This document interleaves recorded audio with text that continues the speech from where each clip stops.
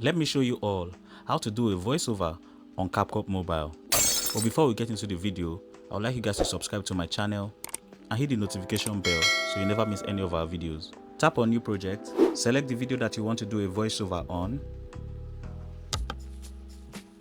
Once you do that, it's automatically going to come on your timeline. Now go to the panel below your timeline and look for the audio icon. Tap on the audio icon and it's going to bring forth another panel. On that panel, tap on the record icon. Once you tap on the record icon, you are going to see another panel with other icons, which is the teleprompter and the record icon in a light green shade. Now, for those who don't know, the teleprompter are for those who have a script beforehand and they would like to be reading off the script while they are doing their voiceover.